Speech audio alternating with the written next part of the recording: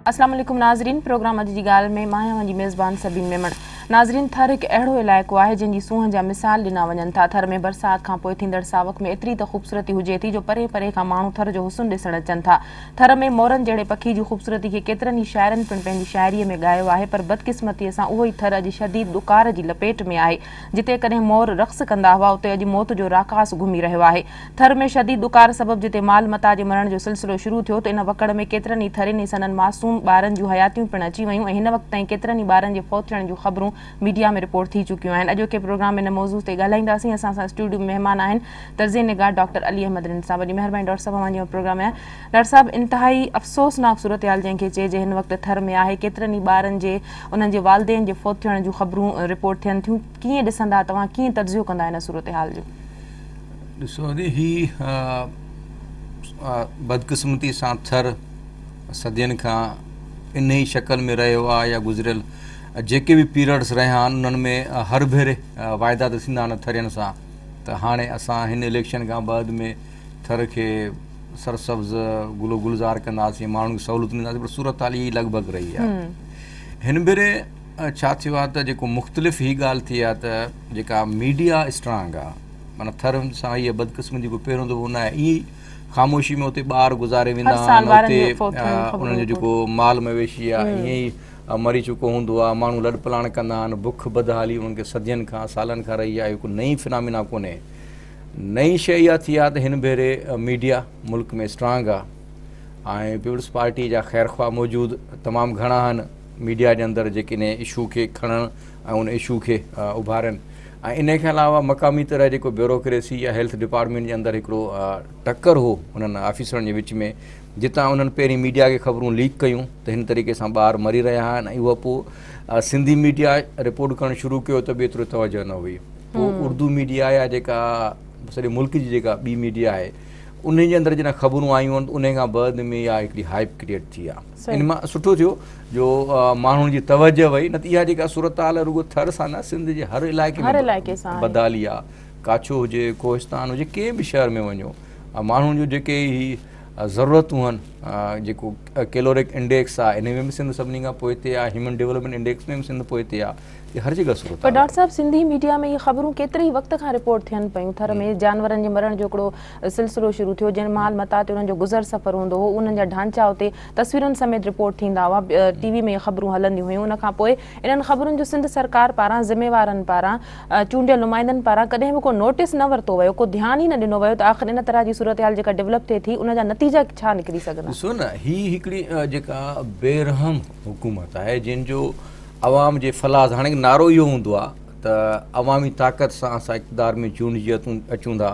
या नालो ई peoples party आहे, अवाम जी पार्टी आहे, या ताक़त जो सरचश्मो अवाम आहे। पर ही ॻाल्हि कंहिंखे सम्झाइण जे लाइ असांखे को मरीख़ ते या अमेरिका या साइबेरिया नाहे वञिणो। सिंध सॼी पई आहे। तव्हां सिंध जे कंहिं बि शहर, कंहिं बि ॻोठ, किथे बि माना नालो हिकिड़ो वठो त हिन शहर खे एज़ ए टेस्ट केस ॾिसूं था, उते हली तव्हां उन शहर जी सीवेज, ड्रेनेज, एजुकेशन, हेल्थ, कुझु बि ॾिसंदो, माण्हुनि जी बुख बदहाली, बेरोज़गारी हर जॻह ते मौजूदु आहे। पर थर जी थोरी डिफरेंट हिकिड़ी सिचुएशन हुई, जेको थर सभिनी खां वधीक पोइते पियल इलाइक़ो हो ऐं उन जे करे इहा शइ रिपोर्ट थी। अच्छा डॉक्टर साहब, चयो पियो वियो त कणक जी सही विरासत न थियण करे माण्हुनि ताईं जेके अनाज न पहुची सघियो, जंहिंजे करे इन तरह जो ॾुकार पियो आहे, त ज़िम्मेवारनि ख़िलाफ़ कार्रवाई जे लाइ जेका कमेटी ठाही वई आहे, तव्हां सम्झो था त ज़िम्मेवार त हर दफ़ा जेको आहे सो इन खां आज़ाद थी वेंदा आहिनि? ज़िम्मेवार केरु आहे इन जो?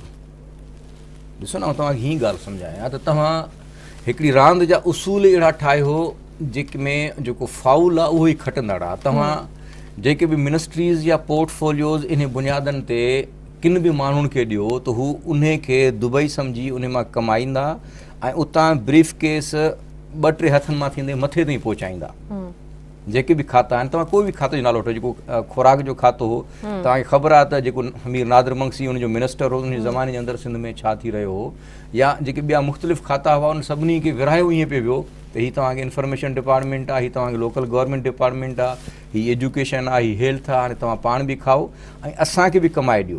त हाणे इन बुनियादनि ते तव्हां जेको फूड डिपार्टमेंट आहे, हिकिड़ो तव्हांखे हैरानगी की ॻाल्हि थिए, हीअ माना मीडिया में आयल रिपोर्टूं आहिनि न, त जेको पहिरियों जेको साल हो 2009-10 उन में मीर नादिर मंगसी जो हिकिड़ो ज़ात भाई हो जंहिंजे हवाले डिपार्टमेंट हो जेको टूर कंदो हो ऐं उतां उगाड़ियूं कंदो हो। उन खां बाद में हिकिड़े 12 ग्रेड जे सरकारी ऑफिसर हो जतोई हो जंहिंखे इहो ठीके ते डिपार्टमेंट ॾिनो। त हाणे वञी डायरेक्टर फूड जो सेक्रेटरी बि उहो मुक़ररु कंदो हो ऐं उन मां जेका कलेक्शन थींदी नतीजे में जेको सॼी सिंध में तव्हांखे मुख़्तलिफ़ गोदामनि में कणिक सड़ी वई उछलाई वई। हाणे सिंध रिवायती तरह वीट जो सरप्लस या बम्पर क्रॉप रहंदो आहे। वीट ऐं राइस ॿ असांजा मेन क्रॉप्स आहिनि ऐं सिंध जे अंदरि उहे ॿई थींदा आहिनि। ऐं ॿियो हिकिड़ी ॻाल्हि तव्हां यादि रखो, जेको ॾुकर आहे उनजो तालुक माण्हुनि जे अनाज सां नाहे। ॾुकर मतिलबु त माण्हू वटि एतिरो पैसो कोन्हे जो हू अनाज ख़रीद करे खाए सघे। हर माण्हू त हारी न आहे न, अनाज उपाइण मतिलबु अॼु खां 500 साल पहिरीं थींदो त हर माण्हू खे पंहिंजो हारपो खपंदो हो। हाणे त जीअं तव्हां शहर में रहो था तव्हां त हारी न आहियो न, तव्हांखे हिकिड़ी पघार मिले थी जंहिंमां तव्हां वञी ब्रेड वठो था, कणिक वठो था, घर वञी खारायो था। हाणे थर जे माण्हुनि खे मुतबादिल रोज़गार ॾियणु त जीअं हू पंहिंजे बचड़नि जो अनाज ख़रीद करे सघनि, या सरकारी जवाबदारी थिए थी, गवर्नेंस सां रिलेटेड शयूं आहिनि सॼियूं।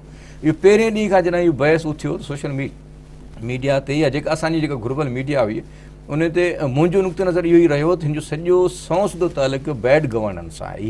हिन जो को कुदरती आफ़त न आहे। हाणे शायदि जेको पीपल्स पार्टी सां हमदर्द रखंदड़ माण्हू आहे उन्हनि पे ढकियो त हीअ हाणे कुदरती आफ़त आहे, सोकड़ो आहे ऐं इन में माना अलाह खे माना ॿाॾाइजे त हू कुझु करे। ऐं वरी हिन में ख़ुदा तव्हांखे अकुल ॾिनो आहे, तव्हां बहितर गवर्नेंस कयो, बहितर मैनेजमेंट कयो, बहितर डिस्ट्रीब्यूशन कयो। तव्हां सां हालत इहा हुजे तव्हांजो फूड डिपार्टमेंट जी जेकी मां तव्हांखे हालत ॿुधाई, ईअं ई तव्हांजो हेल्थ डिपार्टमेंट आहे जंहिंजे अंदरि जेको हाणे त स्कैंडल ज़ाहिर थियनि पिया न। हाणे ॿियो तव्हांखे मज़े जी ॻाल्हि ॿुधायां, हीअ त ईअं आहे जीअं स्पॉटलाइट में थर अची वियो, ख़बर पइजी वई त उते DCOs केरु मुक़ररु थियल हो, हेल्थ डिपार्टमेंट जा छा इशू आहे, घणा ॿार मरी विया। ख़ुदा न करे सॼी सिंध जे अंदरि लॉ एंड ऑर्डर ख़राबु आहे। सुभाणे ख़ैरपुर मीर्स जे अंदरि, ख़ैरपुर जे रोड तां बाईपास तां जेकॾहिं को हाई प्रोफाइल माण्हू अगवा थी वियो त ख़बर पवंदी त ख़ैरपुर में 100 माण्हू अगवा थियल आहिनि। रोज़ राति जो हिकिड़ो माण्हू अगवा थिए थो पर रिपोर्ट नथो थिए। पर जेकॾहिं सुभाणे को मुल्क जो तमामु वॾो को सनअतकार, को वॾो बैंकर उते अगवा थी वियो त पोइ हिकदमि सॼी दुनिया जी मीडिया जी पहुचंदी। या सपोज़ कोई ॿाहिरि मुल्क जो सफ़ीर आहे राति जो माना ट्रेवल करे थो, उहो अगवा थी वियो त पोइ ख़बर पवंदी त सिंध जे अंदरि कोई बि रोड सलामत न आहे। ऐं जेके बि ॾोहारी आहिनि उन्हनि जा अल्टीमेट जेके वास्ता वञी पहुचनि था हुकुमरान जमायत जे MNAs MPs सां। त हाणे इहा हालत सॼी सिंध सां लागू आहे। अच्छा डॉक्टर साहब, थर में कहत आहे मुख़्तलिफ़ सिंध हुकूमत पारां बयान साम्हूं आया, जेके वॾो वज़ीर वियो हुनजो काबीना जा मेंबर विया त मुख़्तलिफ़ बयान उन्हनि जा साम्हूं आया त सीउ जे करे ॿार फोत थिया आहिनि, उते ॾुकार जहिड़ी अनाज जी खोट जी का सूरत हाल कोन्हे, गुरबत जो हिन सां को तालुक़ कोन्हे, ॿारनि में नमूनिया ॿियूं बीमारियूं आहिनि, ग़िज़ाई खोट कोन्हे का, पर इहो सॼे सिंध में नतरा जी सूरत हाल आहे। उनखां पोइ सिंध सरकार पारां इहो एतिराफ़ पिणु कयो वियो त वाक़ई ॿार जेके आहिनि से बुख जे करे बि फोत थिया आहिनि। तव्हां सम्झो था त सिंध हुकूमत जा मुतज़ाद बयान ईंदा रहिया आहिनि। इन करे ॾिसो न, हीअ पाण ई पिक्चर में न आहिनि। इहा शइ हीअ ॼाणण सां दिलचस्पी हिननि जी कान हुई। ॾिसो न, इन्हनि जूं जेके प्रायोरिटीज़ इन में आहिनि त थर जे अंदरि कहिड़ो ठीकु आहे, उहो कहिड़ी कंपनी खे ॾियणो आहे, कहिड़ी कंपनी, कहिड़ो ठेकेदार केतिरो असांखे कमीशन ऑफर थो करे, इन्हनि जी दिलचस्पी इन्हनि शयुनि सां रहे थी। इन्हनि सां नथी रहे त माण्हुनि जी फलाह, माण्हुनि जे खाइण लाइ, माण्हुनि जे लाइ छा मौजूदु आहे, इन सां दिलचस्पी न आहे। शुरू में ही बि पिक्चर में न हुआ। सूरत हाल ईअं थी त मिठी हॉस्पिटल, उन हॉस्पिटल जा 2 MS तकड़ा बदिली थिया, हिकिड़ो वियो ॿियो आयो। हाणे जेको हटायो उन मीडिया जा कुझु दोस्त हथु करे उन्हनि खे ॿुधायो त जेके 2-3 ॿार जेके आहिनि से बुख विघे आया आहिनि, मरी विया आहिनि। उन्हनि साफ़ यानी ख़बर ब्रेक कई। उन ब्रेक करण खां बाद में जीअं न जेकॾहिं इहो उन्हनि हेल्थ डिपार्टमेंट जे अंदरि झगड़ो न थिए त हींअर ताईं कंहिंखे ख़बर बि न पई आहे। उहा शइ जॾहिं उतां मीडिया में पिक थी, पोइ उर्दू मीडिया जॾहिं खई आहे त उन खां बाद में ॻाल्हि खुली वई आहे। उन खां पोइ हिननि एतिरा हाणे हिननि खे पाण खे ख़बर न आहे, हाणे वञी पहुता आहिनि। थियो छा आहे त जेके थर में रिवायती तरह माल नर्स्ड माइरूं आहिनि, 2 ॿार 3 ॿार, तव्हांजी ॿारहाड़ी जी औरत जी तव्हांखे ख़बर आहे त हुनखे प्रेगनेंसी में बि जेको हिकिड़ी स्टैंडर्ड जेका डाइट आहे उहा कान थी मिले। उन खां बाद में हू जेके माल नर्स्ड ॿार ॼणनि थियूं उन्हनि खे कमज़ोर खे बीमारी वठंदी आहे। जीअं नमूनिया थिए थी त नमूनिया जो तालुक उन बुख ऐं गुरबत जे करे आहे न। सेहतमंद माण्हू जे ॿार खे जेकॾहिं नमूनिया थींदी त 2 ॾींहंनि में हुन में इम्यूनिटी एतिरी सुठी हूंदी जो रिकवर थी वेंदी। पर जो ग़रीब जो ॿारु आहे, अॻे माना गुरबत आहे, खाइण लाइ कुझु कोन्हे, थधि लॻी। हा, तो ही एजाज़ जखराणी जेको चयो असेंबली फ्लोर ते, या शाज़िया तामरी चयो, या ॿियनि जो चयो, इहो माना पहिरीं कोशिशि कयूं त लय मिटी कयूं त ॻाल्हि हितां हटे। पर हाणे छाकाणि त मीडिया खे बि कुझु न कुझु खपंदो आहे। पर डॉक्टर साहब मीडिया ते बि सख़्त तनक़ीद कई वई आहे। सूबाई वज़ीर शर्जील नाम मेमण इहो बि चयो आहे त मीडिया इन ॻाल्हि खे वधाए चढ़ाए पेश करे थी। इन ते असां ॻाल्हायूं था, पर हिन वक़्तु असां सां मीरपुर ख़ास जो ब्यूरो चीफ नज़ीर पवन लाइन ते आहे। थोरा तफ़सील नज़ीर खां वठूं। नज़ीर, छा सूरत हाल आहे? तव्हां हींअर कीअं पिया ॾिसो सूरत हाल हुते? जी सभिनि थरपाकर में डोकार खां पोइ जेका सूरत हाल असां पाण उते वियासीं, उते सॼो ॾिठोसीं त उते तमामु जेके ॿारनि जी हालत ख़राबु लॻी पई आहे। खोड़ सारा अहिड़ा ॿार हिन वक़्तु बि उते मिठी जी सिविल अस्पताल में दाख़िल आहिनि। हुननि जो सफ़ा बिल्कुलु कमज़ोरी वारी हालत में दाख़िल आहिनि। जॾहिं त उते हिकु त डॉक्टरनि जी पहिरीं खोट आहे, उन खां अलावा उन्हनि खे खाद खुराक कोन पई मिले। त मिठी जी जेके सिविल अस्पताल में ॿारनि जो जेको वार्ड आहे उते तव्हां पाण असां उते हालत वञी ॾिठी त बिल्कुलु उते हिकिड़ी बेड ते 2 खां 3 ॿार दाख़िल आहिनि। उन खां अलावा बेंचुनि ते दाख़िल आहिनि। जॾहिं त उन्हनि खे मिठी जी सिविल अस्पताल इंतिज़ामिया पारां उन्हनि ॿारनि खे जिन खे दाख़िल कोन पियो कयो, उन्हनि चयो त बेड न आहिनि असां वटि। उन खां पोइ जेके ॿाहिरि होटलनि तां जेके उते जेके माण्हू मरीज़ अचनि था, उहो बेड पंहिंजूं खटूं उन्हनि खां किराए ते वठी पंहिंजो कमरनि में रखनि था। अहिड़ी हालत लॻी पई आहे। जॾहिं त सूबाई वज़ीर, मुशीर, मिनिस्टर, वज़ीर आज़म, वज़ीर आला सभिनी दौरा बि कया आहिनि। उन बावजूदि उते जेको बेडनि जी खोट ख़तमु कोन थी। जॾहिं त सेक्रेटरी जेको सिहत आहे हुन सां मुंहिंजी ॻाल्हि ॿोल थी। हुनखे मुंहिंजो इहो ई चयो त भई हिते जेके बि ॿार अचनि था, हिकु त ख़ासि तौर ते उहे बीमारी में विकिड़ियल ॿार आहिनि ऐं उन्हनि जी तमामु हालत ख़राबु आहे। उन खां अलावा बेंचुनि ते सुता पिया आहिनि या होटलनि जी खटनि ते। अच्छा नज़ीर, जेके ॿार उते अस्पतालनि में अचनि था, उन्हनि जे इलाज जे हवाले सां तव्हां सूरत हाल कीअं ॾिठी? छा उन्हनि खे इलाज जूं बहितर सहूलियतूं मिलनि पयूं? उन्हनि खे दवाऊं मिलनि पयूं? डॉक्टरनि जो अमलो उते मौजूदु आहे या न आहे? हाँ तव्हां ॿुधायो दादा, हैदराबाद खां जेके कुझु डॉक्टरनि जी टीम आई आहे, लेडीज़ डॉक्टर आहियूं, हुननि जो इहो चवणो त असां हिननि जो कहिड़े नमूने इलाज करे सघूं। हिकु त ॿार तमामु ई वधीक बीमार थी विया आहिनि। उन खां अलावा हिननि जो असीं कीअं ठीकु करियूं? हुन ॿार जी कहिड़ी बीमारी में मुब्तला आहिनि, कहिड़ी बीमारी में मुब्तला आहिनि। हिते हुननि जे डॉक्टरनि पाण जेके इलाज करणु आया आहिनि हैदराबाद खां, उन्हनि पाण एतिराफ़ कंदे चयो त हिते बेडनि जी सहूलियत कोन्हे, हिननि खे का बि सहूलियत कोन्हे, खाद खुराक कोन्हे ऐं हिननि खे का बि माउ जो खीर वग़ैरह कोन पियो मिले, जंहिंजे करे ॿार केतिरा अञा हेतिरा खोड़ सारा ॿार जेके फोत बि थी विया आहिनि। हुन खां अलावा हींअर बि जेका अञा ॿारनि जी बीमारी में वाधारो अचे पियो, ख़ासि तौर ते हुननि जो गैस्ट्रो ऐं नमूनिया, उन खां अलावा ॿियूं जेकी बीमारियूं आहिनि, जो ॿार बिल्कुलु सुकी कमज़ोर थी पिया वञनि। अहिड़ी हुन ॿारनि जी तव्हां हालत असां ॾिठी त बिल्कुलु सफ़ा सुकी विया आहिनि। ऐं हुनजी जेके वालदाऊं उहे बि बीमार पियूं हुयूं, जेके अटेंडेंट्स आया पिया उहे परेशान हुआ। ऐं उते मिठी सिविल अस्पताल में हुकूमत पारां ऐलान त कयल आहिनि, असां हुननि खे दवाऊं ॾियूं पिया, डॉक्टरनि जूं टीमूं मोकिलियूं, सभु शयूं कयूं आहिनि। मगर सिर्फ़ु उते जेके बि असां ॾिठो डॉक्टरनि खे जेके पर्चियूं लिखी पिया ॾियूं, उनमें हिकु गोरी या कुझु कैप्सूल जेके ॾिना पिया विया, कंहिंखे सिरप कोन पियो ॾिनो वियो, कुझु बि कोन पियो कयो वियो। हुननि जो डॉक्टरनि जो इहो चवणो त असां जेके आया आहियूं फ़िलहाल त आर्ज़ी बुनियादनि ते आहियूं, कंफर्म कोन थियो। सेक्रेटरी बि इहा दावा कई त मूं डॉक्टरनि जूं बदिलियूं कयूं आहिनि। जॾहिं त डॉक्टर जलील बुरगड़िया उते डिस्ट्रिक्ट हेल्थ ऑफिसर, उन जो इहो चवणो त असांखे तक़रीबन कुझु ॾींहंनि खां असांखे इहा ख़बर पई आहे त डॉक्टर सिर्फ़ु अञा ताईं असां वटि हिकिड़ो या 2 उमरकोट खां आया आहिनि ऐं उन खां अलावा जेके हैदराबाद या ॿियनि इलाइक़नि मां डॉक्टर आया आहिनि। मगर हिते मुस्तक़बिल सभिनी तालुकनि में ॿारनि जे डॉक्टरनि जी शदीद खोट आहे। लेडीज़ डॉक्टरियूं कोन्हनि, हिकु डॉक्टर अचे थो उते सिविल अस्पताल में ऐं उन जे करे ॿारनि में बीमारियूं वधीक आहिनि ऐं माण्हू खोड़ सारा बीमार आहिनि। बग़ैर डॉक्टरनि जी तमामु पोस्टूं 182 पोस्टूं उते ख़ाली आहिनि, अञा ताईं डॉक्टर मुक़ररु कोन थिया। DHO पाण एतिराफ़ कंदे चयो त सेक्रेटरी सिहत पारां 14 त 15 डॉक्टरनि जा ऑर्डर त कया आहिनि, मगर सिर्फ़ु असां वटां अञा हिकु उमरकोट खां डॉक्टर पहुतो आहे, बाक़ी अञा ताईं कोन आया। जॾहिं त अर्ज़ी बुनियादनि जी हींअर वज़ीर आज़म अचे थो या वज़ीर आला अचे थो, मिनिस्टर अचनि था, उन्हनि पारां जेके सेक्रेटरी पारां जेके मोकिलियल डॉक्टर हिन वक़्तु उहे कमु करे रहिया आहिनि। मगर असां उते सिविल अस्पताल में मौजूदु हुआसीं, उते असां ॾिठो त 7 जे तइदाद में जेके मर्द औरतूं चाहे ॿारड़ा उते अस्पताल में अची दाख़िल थिया आहिनि। उन्हनि खे एतिरी शदीद परेशानी हुई, ख़ासि तौर ते वॾी इहा ॻाल्हि हुई त उते जेतिरा बि मरीज़ आया पिए हुननि खे हुननि ॿाहिरि पिए कढे वियो। हुननि चयो त असां वटि बेड कोन्हनि, असां वटि राइट जी जॻह कोन्हे, असां हिन जो कहिड़ो इलाजु करियूं। पर उतां जे ग़रीब मिसकिन माण्हुनि जो इहो चवणो त असां जे भले इलाज न करियो, असां हिते ई वेठासीं। वीचारा ब्रांडनि जे अंदरि बि जेके हेठि सुता पिया हुआ, मगर उते का बि सहूलियत कोन हुई। सिर्फ़ु हिननि जूं दवाऊं त हुयूं, असां बेड वधाया आहिनि, मगर बेड वधाइण जा सिर्फ़ु हिन ॻाल्हि ॿोल कई, मगर सिर्फ़ु उते जेके होटलनि तां खटूं खणी पिया आया उन्हनि खे हिननि बेड बि करार ॾिनो हुयो, या ॿाहिरां बेंचूं खणी पिया आया, उन्हनि खे हिननि चयो त हिननि ते असां सुम्हारियो जेसि ताईं असां बेड ॾींदासीं, मगर हिननि को बि बेड वग़ैरह कोन ॾिनो। उते दवाउनि जी शदीद खोट लॻी पई आहे। माण्हुनि अञा ताईं हिकिड़ा त रिपोर्ट अहिड़ा थिया आहिनि, ॿार जी 2013 जी रिपोर्ट हुई त DHO पाण एतिराफ़ कयो, सिंधी न्यूज़ ते बि ॻाल्हाईंदे इहो चयो त 195 ॿारड़ा जेके 2013 में फोत थिया। मगर हुनजो इहो चवणो त इहो सिलसिलो तक़रीबन 4 खां 5 सालनि ताईं इहो जारी आहे। उन खां अलावा हिन 3 महीननि जे अंदरि 7-8 ॿार जेके फोत थिया, इहे सिर्फ़ु जेके उहे ॿार आहिनि जेके हिननि वटि रिपोर्ट थिया आहिनि। इन रिपोर्ट खां अलावा जेके खोड़ सारा अहिड़ा इलाइक़ा आहिनि जिते हिननि जो कोई इमदादी टीमूं कोन थी वञी सघनि, डॉक्टर कोन था वञी सघनि, रस्ता कोन्हनि, जेके ॿार पैदा थियनि था उते फोत थी था वञनि, उहे माण्हू हुते कोन पिया अचनि। ही हिन वक़्तु जेके असां इहे ॿारड़ा ॾिठा उते अस्पताल में घणा ॿारड़ा जेके उन्हनि जो मिठी जे आसपास जा इलाइक़ा जा ॿार हुआ, मगर नंगर पारकर या डीपलो या छाछरो ॿियनि इलाइक़नि जा ॿारड़ा या उतां जा मुतासिर जेके बीमार माण्हू उहे वञा उते कोन पहुता। छाजे करे त माण्हू ग़रीब मिसकिन माण्हुनि जो इलाज थिए कोन थो। हर माण्हू खे ख़बर आहे उते को बेडनि जी सहूलियत कोन्हे, डॉक्टर जी सहूलियत कोन्हे।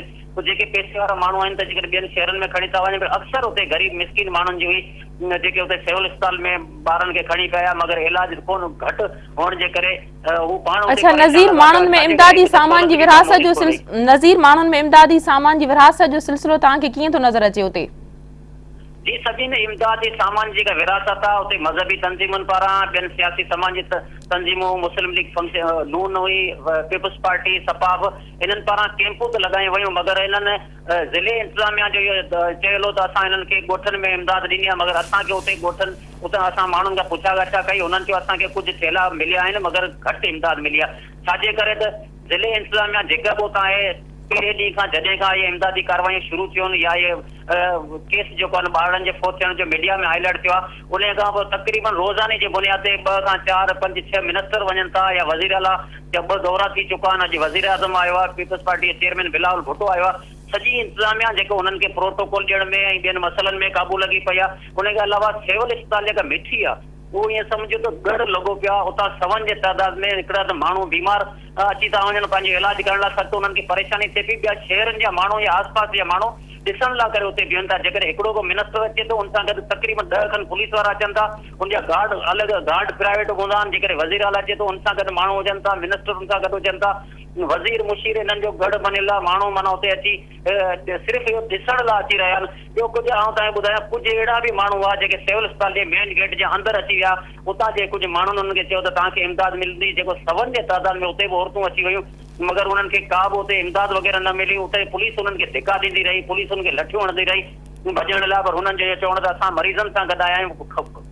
खोड़ सारा अहिड़ा माण्हू आहे जेके औरतूं हुयूं, उन्हनि चयो असां परे परे खां आया आहियूं, असांखे इहो इतला मिलिया त हिते इमदाद मिलंदी। मगर माण्हू कुझु इमदाद जे आसरे में बि आया, मगर हुननि खे असां ॾिठो का शइ कोन पई मिली। सुबुह खां करे शाम ताईं बुखनि ऐं उञनि में महिरबानी नज़ीर डॉक्टर साहब, सूरत हाल तव्हां ॾिठी त इमदाद जूं जेके दवाऊं कयूं वञनि थियूं, 50 किलोग्राम कणिक ॾिनी वई आहे। ॿियो जेको थोरो घणो इमदादी सामान तव्हां सम्झो था त जेतिरी खोट आहे, जेतिरी ॿारनि में बीमारी आहे, जेतिरियूं बुखूं उन्हनि काटियूं आहिनि, त एतिरो जेका इमदाद ॾिनी वई आहे उहा काफ़ी थींदी उन्हनि जे लाइ। ॾिसो न, ही जेका सॼी सूरत हाल आहे न, मुंहिंजे चयो त ही 65 सालनि जेके मुल्क ठहण खां बाद अॻु में बि हुई, माना थी आहे। पीपल्स पार्टी जे 6 सालनि में वस्ट थी आहे। हाणे इन जो हिकिड़ा शॉर्ट टर्म्स आहिनि, हिकिड़ा लॉन्ग टर्म रेमेडीज़ आहिनि। हिकिड़ो शॉर्ट टर्म त भई तव्हां फौरी तौर ते जेको उते रिलीफ जो ऑपरेशन शुरू कयो ऐं माण्हुनि खे रिहेबिलिटेट कयो, पर थर में सभिनी खे ख़बर आहे त एरिड आहे, डिपेंडेंट आहे, त आसमान मां का शइ वसकारो थिए, ऐं वसकारो बि कॾहिं कॾहिं थिए थो। माण्हुनि जो जेको सॼो गुज़ारो आहे उहो लाइव स्टॉक ते आहे। लाइव स्टॉक इन खां बाद में थोरी घणी उते ज़रायत थिए थी। लाइव स्टॉक जी जेका असां वटि हालत आहे, त लाइव स्टॉक जी जेका वैक्सीनेशन थिए थी या बीमारी थिए थी, त तव्हांजे सिंध जो जेको लाइव स्टॉक डिपार्टमेंट आहे उनजो हाल ई कोन्हे।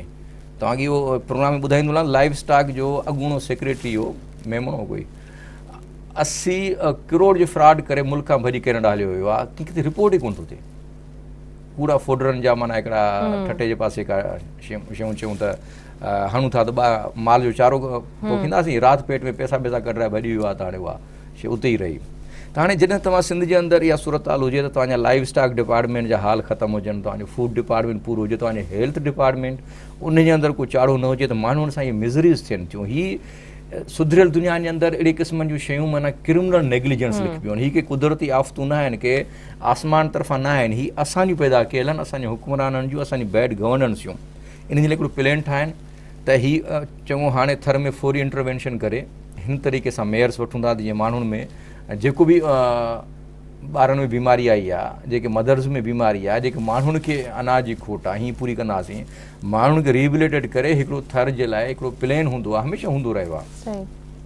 का हिकिड़ी पॉलिसी ठाहियो, माण्हुनि जिन तव्हां वटि हिकिड़ो कोयलो निकितल आहे उनजी छो नथो डिग थिए, ऐं माण्हुनि जो लोकल रिसोर्सिस ते लोकल माण्हुनि जो हक़ थिए, माण्हुनि जो रोज़गार जो को तरीक़ो पैदा थिए, त जीअं माण्हू डिपेंडेंट न हुजनि रुगो माल ते या आसमान जे वसकारे ते। त त हाणे तव्हां रिसोर्स रिच हिकिड़ो प्राविंस आहे जेको फूड में सरप्लस आहे, जेको NFC में 70% ॾेई रहियो आहे, ऐं जंहिंजे अंदरि तव्हांजा जेके मिनिस्टर्स आहिनि जेका निकिरनि था तुंहिंजा कारवान्स, तव्हां गाॾियूं ॻणींदे थकिजी था पओ। त हाणे उन मुल्क जे अंदरि ॿार माल नरिशमेंट में जे करे, नमूनिया जे करे या औरतूं मरनि ऐं ॾुकर जो नालो अचे त उहो त माना शर्म जहिड़ी ॻाल्हि। ब्रेक जो वक़्तु है, ब्रेक खां पोइ कंटिन्यू कयूं था। नाज़रीन वक़्तु है ब्रेक जो, वठूं था ब्रेक।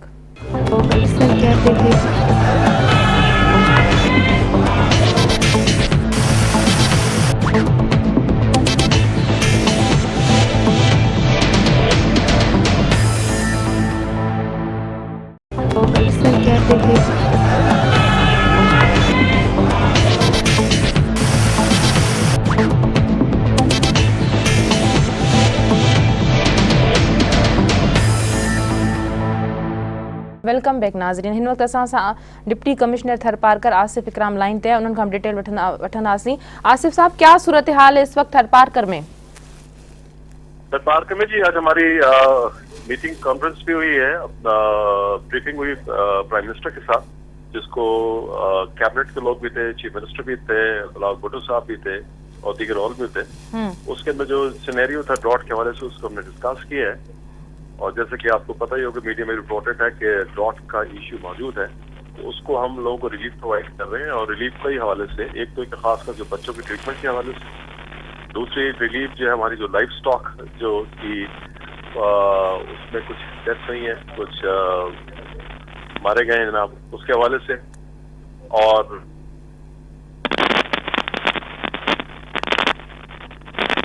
जी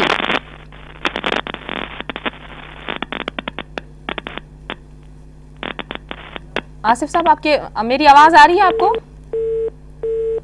लाइन ड्रॉप थी वई। डॉक्टर साहब, तव्हां छा चवंदव त ब्रेक ते खां अॻु में मूं इहा ॻाल्हि कई पे त मीडिया में जॾहिं ख़बरूं रिपोर्ट थियणु शुरू थियूं त हाणे मीडिया ते बि सख़्तु तनक़ीद कई पई वञे त मीडिया जेको आहे थोड़ी थोड़ी ॻाल्हियुनि खे वधाए चढ़ाए पेश करे थो, जॾहिं अंग अखर सिंधी मीडिया में रिपोर्ट थियणु शुरू थिया हुआ।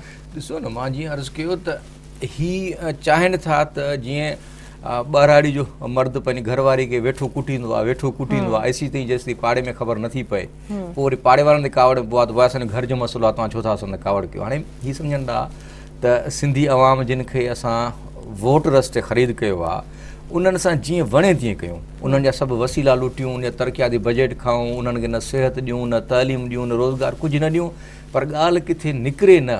पोइ हाणे मीडिया जी कम आहे। डॉक्टर साहब, लाइन असांजी वरी मिली वई आसिफ इकराम साहब। आसिफ साहब, मेरी आवाज़ आ रही है आपको? जी, आपकी आवाज आ रही है। जी आसिफ साहब, मेरा सवाल है आपसे कि बच्चों के इलाज के हवाले से क्या सूरत हाल है? बता, हमें रिपोर्ट्स मिली हैं कि डॉक्टर्स की कमी है, लेडी डॉक्टर नहीं है वहाँ पे, बच्चों को अद्वियात नहीं मिल रही। नहीं, जो आपको रिपोर्ट ऐसा कुछ नहीं है। हमारे पास 26 डॉक्टर की टीम काम कर रही है। इन 26 डॉक्टर में हमारे पास कोई लम्स के डॉक्टर्स है, इसके बाद PPHI से हमारे पास डॉक्टर्स आए, जिसमें काफी डॉक्टर्स भी हैं। उसके अलावा जितनी लेडी डॉक्टर्स की हमने यहाँ पे एम्प्लॉय की है। और बच्चे जिस तरह की शिकायतें थे, मोस्टली प्रीमेच्योर दर्द से वाले थे, निमोनिया वाले थे, डिहाइड्रेशन वाले थे, गर्दन तोड़ बुखार वाले थे, और तमाम लोग को यहाँ पे ट्रीट किए जा रहे हैं। इस हवाले से ना तो मेडिसिन की कमी है अल्हम्दुलिल्लाह, और ना कोई डॉक्टर्स की एड की कोई कमी है। आसिफ साहब, अब तक कितने बच्चों की अमवात हो चुकी हैं? जी, हमारे पास अब तक जो रिपोर्टेड जो डेथ हुई है वो तकरीबन 68 हुई है। 68। डॉक्टर साहब, तव्हां को सवाल करना चाहेंगे? बहुत शुक्रिया आसिफ साहब आपका। ये त रिपोर्टेड सरकारी ऑफिसर गवर्नमेंट हैंडआउट्स ॾींदा आहिनि, हिकु खुलियल सच न, उन्हनि जी बि पर खुलियल सच त हाणे मीडिया जे ज़रिए रिपोर्ट थिए पियो डॉक्टर साहब मुंहिंजे ख़्याल में। अच्छा, पीपल्स पार्टी जी सरकार ते हिन वक़्तु सख़्तु तनक़ीद थी रही आहे सिंध गवर्नमेंट ते त तालीम जो खातो असां वटि तबाह लॻो पियो आहे, सिहत जी असां वटि सूरत हाल इहा आहे त हर साल असां वटि केतिरा ई ॿार बीमारियुनि में विघे फोत थी वञनि था, इलाज जूं सहूलियतूं कोन्हनि के, इन खां अलावा रोज़गार जे हवाले सां असां वटि वसीला कोन्हनि के, अमन अमान जी सूरत हाल असां वटि इंतहाई ख़राबु लॻी पई आहे। गुड गवर्नेंस किथे बि नज़र नथी अचे, सुठी हुकुमरानी कंहिं बि खाते में नज़र नथी अचे। तव्हां हिकिड़ो पैटर्न गवर्नेंस जो ही ठाहियो आहे त तव्हां सपोज सिंध में हेपेटाइटिस कंट्रोल प्रोग्राम आहे त माण्हुनि खे साई जी बीमारी खां बचाव जे लाइ प्रोग्राम ठाहियो, उन्हनि जी वैक्सीनेशन कयो। उन जे अंदरि जेको वधि मां वधि ॿोली ॾींदड़ माण्हू अची हेपेटाइटिस कंट्रोल प्रोग्राम जो हेड थिए थो, ऐं उहो 3-4 सालनि में अरबें रुपया ठाहे थो। उहो कीअं ठाहींदो? उहो मथे बि पहुचाए थो, हिकिड़ी चेन ठहे थी, उनखे चवंदा त भई पैसा बि ॾे, तुंहिंजी पोस्टिंग पैसनि ऐं वसीने हू पाण पैसा उहो कीअं ठाहींदो? ज़रूरु हू जेके वैक्सीन्स हूंदियूं उहे सब स्टैंडर्ड हूंदियूं, कोल्ड चेन मेंटेन थियल न हूंदी, या जेके लेबॉरेटरियूं ठहंदियूं जेके हेपेटाइटिस कंट्रोल प्रोग्राम जे अंडर उन्हनि जूं जेके रिपोर्ट्स फेक हूंदियूं, माना हितां ठाहींदो न पैसा, घरां त कोन ॾींदो। ईअं ई तव्हां हिकिड़ो हिकिड़ो खातो खणंदा वञो, जेका बि डेवलपमेंट अथॉरिटी ठहे थी, जेको बि प्रोजेक्ट अचे थो, जेको PD ठहे थो, उन सां पहिरीं ॻाल्हाइनि था त ॾोकड़ घणा ॾींदे, ऐं के हफ़्तेवार ॾोकड़ आहिनि, के माहवार ॾोकड़ आहिनि, ईअं अमुन मान जो मसइलो आहे। हाणे उन खां बाद में तव्हां रिज़ल्ट कीअं माना तवक कंदो त सिंध जी जेका अमुन मान जी सूरत हाल ठीकु हुजे, तइलीम ठीकु हुजे, सिहत ठीकु हुजे, या हीअ जेको खुराक खातो जीअं तव्हांखे ॿुधायो त सालनि ताईं 12हें ग्रेड जे हिकिड़े माण्हू ठीके ते खयों हो त मिनिस्टर साहब खे उनजे मिनिस्टर साहब कॾहिं बि न ईंदो ऑफिस, उनखे का ख़बर कान हुई। उहो माण्हू जेको 12हें ग्रेड जो आहे सो 20हें ग्रेड जो सेक्रेटरी मुक़ररु कंदो हो, 18हें ग्रेड जा डायरेक्टर्स लॻाईंदो हो, उन इहो कमु हलायो, पोइ जेको बि पैसो हेॾां होॾां पे पहुचाईंदो। हाणे लाइव स्टॉक जी मूं तव्हांखे सर ॿुधाए वियुसि त छा छा थींदो रहियो आहे, त उन खां बाद में ही तबाहियूं अचणियूं हुयूं, हीअ जेके बर्बादियूं आहिनि इहे असांजूं ठहियल आहिनि, हुकुमराननि जूं आहिनि, ऐं ख़राबु हुकुमरानी जो नतीजो आहिनि। इन्हनि जो को कुदरत सां सोकेड़े सां ग़लति था ॻाल्हाइनि त ड्राउट सां आहे, फेमाइन सां आहे, ॿियनि सां आहे, छाजो drought? Sindh surplus wheat surplus माना असांजे बम्पर क्रॉप्स थियनि था, सरप्लस प्रोविंस आहे, त तव्हां उनजी डिस्ट्रीब्यूशन अहिड़े तरीक़े सां कयो जीअं कराची आहे न, हाणे कराची में त कणिक कान थींदी आहे, पर कराची में कणिक किथां थी अचे? ज़रूरु सिंध जे ॿारहाड़ियुनि में कणिक थिए थी, जेकॾहिं कराची में ज़रूरत आहे त माण्हू वटि हिते फ्लोर मिल्स में अचे थी। ईअं ई थर में जेकॾहिं नथी थिए कणिक त उते तव्हां सप्लाई कयो, उते जे गुदामनि खे सप्लाई कयो, गवर्नमेंट रेट ते ॾियो, सब्सिडी ते ॾियो, या माण्हुनि खे हिकिड़ो रोज़गार ॾियो त जीअं माण्हू उहा कणिक ख़रीद करे सघनि। हीअ सॼो हिकिड़ो माण्हुनि खे अच्छा हाणे जेको मीडिया ते कावड़ आहे उहो इन करे अथनि जो हाणे सुभाणे वरी ॾिसिजो न ॿिए कंहिं डिस्ट्रिक्ट जे अंदरि को अहिड़ो इशू थींदो ऐं हिकदमि मीडिया जो अटेंशन ॾींदो, वरी माना उते बजाए उन शइ खे ठीकु करण जे मीडिया ते कावड़ कंदा। भई मीडिया तव्हांखे सुठी अपॉर्चुनिटी ॾिनी आहे, तव्हां पंहिंजे गवर्नेंस खे ठीकु कयो, हिकिड़ा तव्हांजा गवर्नेंस में प्रॉब्लम्स आहिनि, मौजूदु आहिनि, हर कंहिंखे नज़र अचनि था, उनखे ठीकु कयो तव्हां। डॉक्टर साहब, जेतिरो नुक़सानु थियो आहे, सिंध हुकूमत सदाईं जॾहिं मीडिया में इहा शइ घणी हाईलाइट थींदी आहे ऐं घणो इहो इशू मथे ईंदो आहे, उनखां पोइ हिन जूं अखियूं खुलंदियूं आहिनि, पोइ सरकार खे अहसासु थींदो आहे त न वञी हाणे करे उते को बयानु ॾिजे ऐं को इमदाद जो ऐलान कजे। जेतिरो इमदाद जो ऐलान कजे थो ओतिरो त नाकाफ़ी आहे, उनजी विरहासत सही नमूने न पई थिए ऐं हक़दार माण्हुनि ताईं अञा ताईं न पहुची सघी आहे, हिकिड़ो इहो इशू। ॿियो इहा ॻाल्हि त जेको नुक़सानु थी चुको आहे, जेतिरा ॿार यतीम थी चुका आहिनि, जेतिरे माइरुनि जूं झोलियूं ख़ाली थी चुकियूं आहिनि, या जेतिरा ॿार हिन वक़्त ताईं बीमार आहिनि, इन सॼे नुक़सान जो अज़ालो मुमकिन थी सघंदो? सदाईं असां एॾो देर सां छो अखि खोपटींदा आहियूं? ही जेके लॉसिस थिया आहिनि उहे त फिल न थी सघंदा उन, पर आइंदा इन्हनि लॉसिस खां बचिजे, रिपीट न कजे। ऐं राति पेट में कोन थींदो, कोन था चवंदो मिरेकल थिए, 5 साल 6 साल 3 साल हिकिड़ो प्रोसेस नज़र अचे त हाणे जेको सिहत खातो आहे उन में प्रॉपर वैक्सीनेशन थियण लॻी आहे। ऐं ॾिसो न, ही सॼी दुनिया जा डोनर एजेंसीज़ जा, ॿियनि जा mother and child health care जा प्रोग्राम हलनि था, जिन जे अंदरि जेका प्रेगनेंसी जे दौरान माइरनि जी हिकिड़ी सिहत जो, उनजी खुराक जो ख़्यालु रखियो थो वञे, जॾहिं ॿारु ॼमे थो त उनजी वैक्सीन्स थियनि थियूं, या उनजो हिकिड़ो खाद खुराक जे लाइ आलमी सिहत जा इदारा आहिनि, सभु इन्वॉल्व थींदा आहिनि ऐं ॾींदा आहिनि। हीअ न कंहिंखां सलाह वठण लाइ तयारु आहिनि, छाकाणि त आलमी अदारा इन्वॉल्व थींदा त इन्हनि खे उहो खुलियल हथु कोन थो मिले। पोइ जेको बि उन्हनि खातनि में ॾोकड़ मौजूदु आहे उन ते हथु साफ़ु करण जे लाइ ॿिए कंहिंखां मदद वठनि था, न पंहिंजो पाण कनि था, त उन में नतीजे में मिज़रीज़ क्रिएट थियनि थियूं। हीअ प्रोसेस स्टार्ट कनि ऐं सॼी खे हिकिड़ो मार्शल प्लान ॾियनि। जेकॾहिं हींअर बि नियत चङी अथनि त जेको थियो पहिरीं अलाह हिननि खे तमामु घणो ॾिनो आहे, खोड़ ठाहियो अथऊं, अक्सर जा त पैसा माना कुआ टुके विया या सड़ी विया, या उहो जेको करंसी एक्सचेंज वारा खणी विया, भॼी विया, पर जेको पैसो अथनि उहो बि हिननि जूं 2-3 पुश्तूं खाईंदो त बि खोड़ थियनि। हाणे छॾनि सिंध जी जान। डॉक्टर साहब, चेक एंड बैलेंस असांखे नथो महकमनि में नज़र अचे। 182 डॉक्टरनि जूं पोस्टूं ख़ाली आहिनि, डॉक्टर्स कोन्हनि के, लेडी डॉक्टर कोन्हनि के, डॉक्टर ड्यूटियूं नथा कनि। स्कूलनि जी सूरत हाल इहा आहे जो इहे इंकशाफ थियनि था, हेतिरा हज़ार स्कूल बंदि आहिनि, मास्टर वीज़ा ते वियल आहिनि, स्कूल नथा अचनि। इहे इंकशाफ तॾहिं थियनि था जॾहिं घपला साम्हूं अचनि था, जॾहिं उते को अहिड़ा इशूज़ थियनि था जेके मीडिया रिपोर्ट करे थी। छा सिंध सरकार हर महकमे में अखियूं बंदि करे वेठी आहे, या सभु ठीकु आहे जो रुॻो राग आला पए? न, उहो ख़बर सभु अथनि। ॾिसो न, जेसीं चोरी तव्हांजी पकड़िजे नथी तेसीं जेकॾहिं फबी वई त फबी वई न।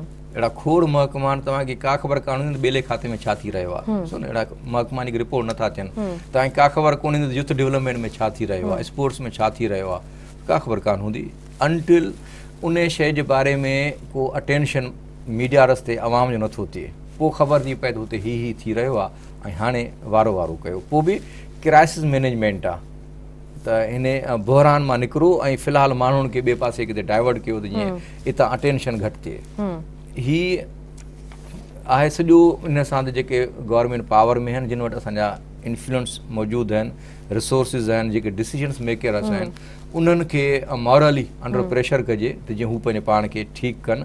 या सिंध खे त हू सम्झी वेठा अनचैलेंज्ड आहे। जेका हींअर पॉलिसी आहे त नवाज़ शरीफ़ बि सम्झी वरितो आहे त सिंध जे अंदरि अचण माना त टाइम ज़ाया करणु आहे। पंजाब अकेले मां वोट खणी प्राइम मिनिस्टर थी सघे थो, सिंध में अची पंहिंजी सूरत हाल छो ख़राबु करे। सिंध इन्हनि वॾेरनि वटि आहे जिन खे को चैलेंज कोन्हे। ही सिंध जी नई इस्टेब्लिशमेंट आहिनि, इन्हनि जे अगेंस्ट सिंध जो जेको मिडिल क्लास आहे या जेको माण्हू कुझु करे सघे थो, उहो जेकॾहिं कुझु करे त शायदि तब्दीली अचे। डॉक्टर साहब, थर मां हिन वक़्तु 3 MNA 5 MPA ऐं 1 वज़ीर ऐवाननि में थर जी नुमाइंदगी कनि था, जिन मां हर MNA ऐं MPA खे सालियानो 6 करोड़ मिलनि था। मतिलबु हर साल इहा रक़म 48 करोड़ रुपया थिए थी, पर इहा किथे ख़र्च थी थिए? थर जी डेवलपमेंट में नथो ख़र्च थिए। सिंध जा जेके ॿिया इदारा आहिनि उते एतिरो फंड मिले थो, पर किथे बि का तरक़ी, रोड, रस्तो, माण्हुनि जी तालीम, सिहत ते इहो पैसो त ख़र्च ई नथो ॾिसो न, इहे सॼी सिंध सां इशू लागू आहे। जेके बि तरक़ियाती रिथाऊं आहिनि उहे ठेकेदार, इंजीनियर ऐं मथे कामूर जेको मौजूदु आहे उन्हनि जी मार्फत अल्टीमेटली मिनिस्टर साहिबा या जेके बि MPAs आहिनि, MNAs आहिनि, उन्हनि जे खीसनि में पहुचनि था। सिंध जे अंदरि न को इन्हनि 6 सालनि में को फज़ीलत सां किथे रोड ठहियो आहे, न का ड्रेनेज स्कीम आहे, न सेफ ड्रिंकिंग वाटर जी स्कीम आहे। ऐं सॼो हिकिड़ो जेको हिकिड़ो टेंडर थिए थो न, उनखे हू जेको साहब सम्झनि था त जेकॾहिं इहो 5 मिलियन जो टेंडर आहे त इहे सॼा पैसा खीसे में अचनि ऐं इन्हनि मां जेकॾहिं 1 रुपयो बि हेॾे होॾे थिए थो त असांजो पंहिंजा पर्सनल लॉस आहे। सो उहो थर में ईअं थियणो हो। ब्रेक जो वक़्तु है, ब्रेक खां पोइ कंटिन्यू कयूं था। नाज़रीन, वक़्तु है ब्रेक जो, वठूं था ब्रेक।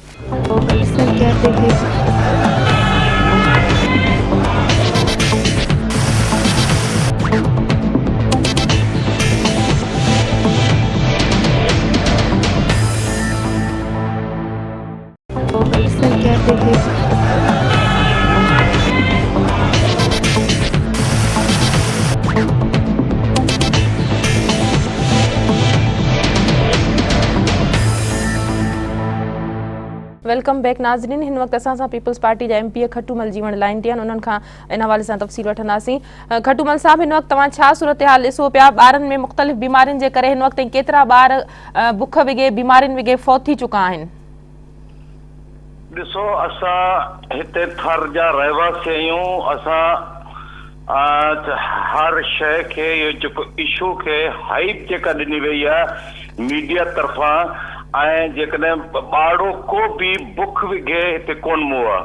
ऐं सूरत हाल इहा आहे जो हिकिड़ो मेल न्यूट्रिशन जेके माहिरूं आहिनि ऐं जेको हिते सूरत हाल जेका ॾुकार वारी जेका आहे, उहो ॾुकार बि असां वटि जेकॾहिं पियो आहे त ॾीपलो तालको तक़रीबन ॾुकार जी सूरत हाल में आहे। मिठी तालके जो उलहंदो पासो सॼो ॾुकार में आहे, जिते को दाणो कोन थियो आहे। बाक़ी छाछरो तालको जो असांजो यूसूं जेके आहिनि, तपा, दीनोर ऐं कपलोर जेके आहिनि, उहे उमरकोट सां आहिनि। उन्हनि में ॾुकार जी सूरत हाल आहे। ऐं छाछरे तालके जो उलहंदो पासो सॼो ॾुकार जी सूरत में, तक़रीबन अधु थर जेका आहे ॾुकार जी सूरत हाल में आहे। ऐं उन खां पोइ जीअं बरसातूं पयूं ऐं उन खां पोइ माण्हुनि वीचारनि ॿिज वठी खेड़ी कराई ट्रैक्टरनि ते, उन खां पोइ बरसाति कोन पई, सॼो मुल्क सुकी हलियो। ऐं उन खां पोइ वरी जॾहिं बारिश पई, थोरो घणो गाह जेको बचियो उहो बि सड़ी हलियो। इन करे माल में ऐं माण्हुनि में जेको सो एतिरो इहा सूरत हाल पैदा थी। ऐं उन खां पोइ फौरी तौर ते इहा शइ जॾहिं गवर्नमेंट जे नोटिस में आई त उन वक़्तु फौरी तौर ते असां जी मिनिस्ट्री लाइव स्टॉक वारा बि बाक़ाइदगी सां हिते माना पहुची विया। ऐं हिते जो डॉक्टर्स खे बि जेको नोटिस वरितो वियो, ऐं जेके उन खां अॻु में जेके फौतियूं थियूं आहिनि, तव्हां 2011 खां ॾिसो, 12 खां ॾिसो, 13 खां ॾिसो, 14 खां ॾिसो, त ॿाहिरां कुदरती तौर ते जेके मौत थिया आहिनि, हिन जो सभिनी खे अफ़सोस आहे। ऐं गवर्नमेंट मुतहरिक आहे, सिंध गवर्नमेंट मुतहरिक आहे। असां हर क़िस्म जा उपाय वरिता आहिनि, हर क़िस्म जा। खटूमल साहब, तव्हां जेको फौरी नोटिस जी ॻाल्हि कयो था, फौरी नोटिस कॾहिं वरितो वियो? हिनखे घणा ॾींहं थिया आहिनि? ऐं तव्हां चओ था त ॿार खाद खुराक जी खोट जे करे न फौत थिया आहिनि, त छाजे करे फौत थिया आहिनि? अरे मसलो इहो आहे जो ॿारनि में ॿारड़ा बीमारी जे करे तक़रीबन घणो ॿार जेको फौत थियो आहे ऐं एॾो वॾो अंग कोन्हे 42 44 ॿारड़ा हीअं हिन 2014 जो आहे। खटूमल साहब 68 68 ॿारनि जी कमिश्नर तस्दीक करे चुको आहे हिन वक़्तु, इहे रिपोर्टेड थियल आहिनि। हिन 3 महीननि खां अॻु जूं बि इहो फिगर वेठा नथी न। हाणे इन्हनि में नमूनिया जेको सो मेन जेको सो मेनली जेको सो नमूनिया जे करे हिते तव्हांखे ॿुधाईंदो हलां त हिते तव्हां जेकॾहिं सीज वारी सूरताल जेकॾहिं ॾिसो आहे त हिते जा अक, हिते जा वण, हिते जा देवियूं सॼियूं साड़े छॾियूं आहिनि। उन्हनि ॾींहंनि में जेके ॿार जेके ॼम थियो हो उहे ॿार बाक़ाइदे सीज करे अफेक्ट थिया ऐं इन्फेक्शन जे करे ॿारनि जो मौत थिया आहिनि। ऐं उन खां पोइ असां तव्हां चओ था त घणा ॾींहं थिया आहिनि गवर्नमेंट खे नोटिस में असां पंहिंजे इलाइक़नि में जेको हुआसीं त असांखे जीअं नोटिस में ॻाल्हियूं आयूं ऐं उन खां पोइ इहे ऐदाद शुमार ऐं इहे ॻणप इहा शुरू थी आहे। खटूमल साहब जेकॾहिं तव्हां सी जी ॻाल्हि कयो था त जनवरी खां सियारो आहे न, तव्हां पारां कहिड़ा उपाउ वरिता हुआ? जॾहिं तव्हां ॾिसो पिया त गुरबत आहे, बुख आहे, माण्हू इलाज जूं सहूलियतूं अफोर्ड नथा करे सघनि ऐं जेकॾहिं अस्पतालनि में अचनि था त उते ॿारनि खे, ग़रीब माण्हुनि खे इलाज जूं सहूलियतूं नथियूं मिलनि, उन्हनि खे दवाऊं नथियूं मिलनि ऐं वॾी ॻाल्हि त डॉक्टर बि अस्पतालनि में नथा हुजनि, लेडी डॉक्टर ही अस्पताल में नथियूं हुजनि। अरे इहो मसइलो आहे, इहो मसइलो बाक़ाइदे आहे। असां वटि को बि थर हिकिड़ो एॾो 22,000 स्क्वायर किलोमीटर ते पखिड़ियल स्केटर्ड पॉपुलेशन आहे ऐं तमामु परे परे इलाइक़ा आहिनि, ॻोठ आहिनि, परे परे आहिनि तमामु। ऐं हिते रोड रस्तनि जी बि जेको सो एतिरी सुठा हालतूं कोन आहिनि। इन करे ॿार कोशिशि कनि था त उते माण्हू जेके से उते लोकल कंपाउंडर आहिनि या उन्हनि खां इलाज कराइनि था। उन खां पोइ ॿार जॾहिं बिल्कुलु ॾिसनि था हाणे जेको सो पोइ अचनि था हॉस्पिटल में। हॉस्पिटल असांजूं 4 तालुके हॉस्पिटल्स आहिनि ऐं हिकिड़ी जेके असां मिठी जेका हॉस्पिटल डिस्ट्रिक्ट में आहे जेका उन में कुछ सहूलियतूं आहिनि। हिते 70 बेडनि जूं सहूलियतूं, 70 बिस्तरा, सिर्फ़ 70 बिस्तरा। सिहत जूं सहूलियतूं फराहम करण कंहिंजी ज़िम्मेदारी आहे खटूमल साहब? गवर्नमेंट जी ज़िम्मेदारी आहे, असांजी ज़िम्मेदारी आहे। ऐं हिते बाक़ाइदे ॿारनि जो तव्हां अची वार्ड तव्हां ॾिसंदो त हिते इंक्यूबेटर लॻियल आहिनि जेको सिंध जे तमामु घटि शहरनि जा अस्पताल उन में लॻियल हूंदा। ऐं असां वधि में वधि कोशिशि कईसूं त हिन ॿारनि खे कहिड़े तरीक़े सां बचाइजे। बाक़ी इलाज हथ में आहे। हर शइ बुख विघे या कंहिं ॿी जेको चवनि था ॾुकार विघे को बि ॿारड़ो ऐं उनखे सख़्ती सां चवनि थो ॾुकार डॉक्टर साहब तव्हां डॉक्टर बि आहियो मुंहिंजे ख्याल में? जी सर। साईं ग़िज़ा जो तालुक आहे नमूनिया सां? नमूनिया सां जेका डॉक्टर साहब माल नरिशमेंट आहे, जॾहिं ॿार खे तव्हां अंडरवेट ॿार आहे या उनजी जेका ग़िज़ा जी ज़रूरत पूरी नथी थिए या इवन मदर आहे जेका उन खां बाद में नमूनिया उनखे वधीक इफेक्ट करे सघे थी या न कंदी? ॾिसो मुंहिंजो अर्ज़ु ॿुधो, जॾहिं मदर जेका सा उन ॾिसो हिते सॼो ॾींहुं महिनत थी करे, पोरियो थी करे ऐं ॿार ॼम ताईं उहो जेको सो ॿनिनि ते ॿारनि ते पंहिंजो पोरियो कंदी आहे, भर्त भरींदी आहे। खॾियूं आहिनि हिते हुनरमंद औरतूं आहिनि वीचारियूं ऐं उहे ॿारड़ो जॾहिं ॼमे थो ॿारड़ो त उन वक़्तु जेको सो हू जेकॾहिं कमज़ोर आहे, अंडरवेट आहे, प्रीमेच्योर बेबी आहे त उन में उहे प्रॉन हूंदियूं आहिनि त उहे उन्हनि में वधीक चांसिस हूंदा आहिनि जेकॾहिं का बि बुखार थिए थो या उन में नमूने जा मथां सी तमामु घणो हो। इन करे इहे शयूं थियूं आहिनि। दुआ कयो, असां सभु कोशिशि कयूं पिया ऐं हर तरह जी असां हाणे फैसिलिटीज़ जेके उते प्रोवाइड कयूं आहिनि। तव्हां बि दुआ कयो, इनशाला जेको सो इन ते असां इन में साईं दुआ जो त को तालुक कोन्हे। तव्हांजी हुकुमरानी ठीकु थिए त सिंधी माण्हू सुधरी सघे थो या उनजी हयाती बची सघे थी। इन जो सिधो तालुक ख़राबु हुकुमरानी सां आहे। जेकॾहिं तव्हांजा सिहत मुहैया कंदड़ या ग़िज़ा मुहैया कंदड़ या लाइव स्टॉक खे सपोर्ट कंदड़ अदारा ठीकु फंक्शन नथा कनि त माण्हुनि ते उनजो कहर नाज़ुल थो थिए। इन जो को कुदरती आफ़त सां को तालुक कोन्हे। तव्हां कहिड़े जहान में रहो था?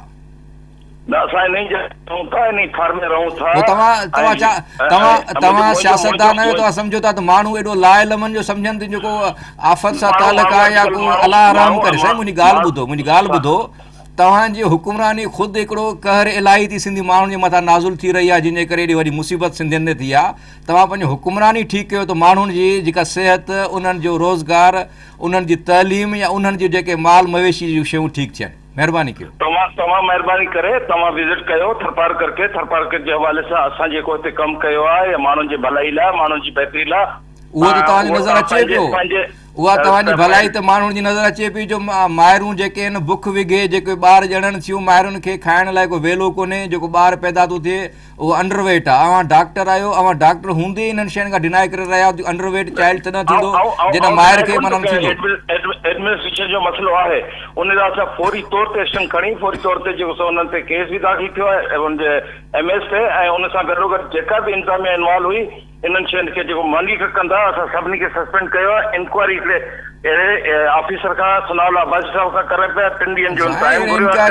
इंक्वायरियूं बेनज़ीर साहिबा जी इंक्वायरी हले काॾे गुम थी वई त ही इंक्वायरी काॾे वेंदी? साईं इंक्वायरियुनि जो कोई बि नतीजो न आहे। तव्हां पंहिंजे गवर्नेंस खे महिरबानी करे भला अॼु न थियो आहे 5 साल पोइ बि बहरहाल ही जेका सूरत हाल रिपीट न थिए, बसि रुगो इहो असांजो पंहिंजो ॾिसो न, असां बि हिन मुआशिरे जो हिसो आहियूं। असां इन्हनि माण्हुनि असांखे इज़त ॾिनी आहे, मान ॾिनो आहे, ऐं असांजा ॿाहिरि आहिनि ऐं असां न कंदासीं ॿियो केरु कंदो। असां कोशिशि वधि में वधि कई आहे त हिते जी गवर्नेंस बि बहितरीन थी, ऐं असां कोशिशि कंदासीं तव्हांखे विदिन 3 मंथ तव्हां ॾिसो असांजो ज़िलो जेको सॼी सिंध में हिकिड़ो मिसाली ज़िलो जे हिसाब सां तव्हांखे नज़र ईंदो।